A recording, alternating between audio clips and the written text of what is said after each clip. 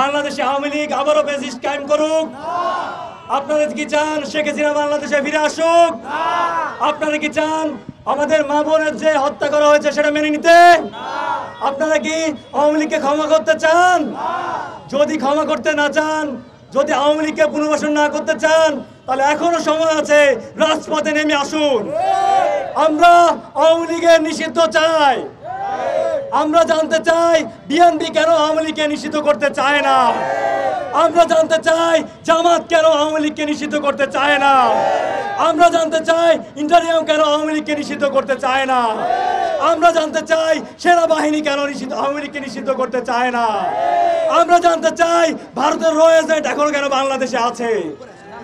আমরা জানতে চাই এখনো আওয়ামী লীগের ফ্যাসিস্টে যারা সহায়ক বিভিন্ন সচিব, আমলা, পুলিশ, তারা এখনো কেন দায়িত্বে আছে। আমরা অনতিবিলম্বে আওয়ামী লীগের সকল দালালকে প্রত্যাহার দেখতে চাই। আমরা অনতিবিলম্বে সকল আওয়ামী লীগের বিচার দেখতে চাই। আমরা আর কোনো কালক্ষেপণ দেখতে চাই না। আপনারা কি বিচার চান? বিচার চান? শহীদ অসীম মুগ্ধর হত্যাকারীদের বিচার চান? আমরা জানাই দিতে চাই এই আন্দোলন প্রতিটা জনগণের।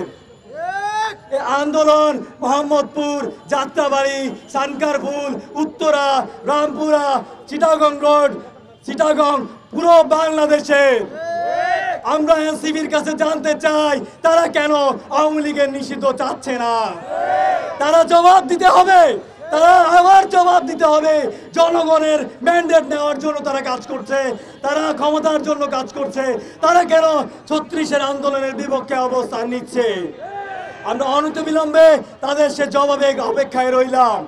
প্রিয় সহযোদ্ধা ভাইয়েরা, আমরা যদি আওয়ামী লীগের নিষিদ্ধ না হয়, আমরা রাজপথ ছাড়বো না ইনশাআল্লাহ।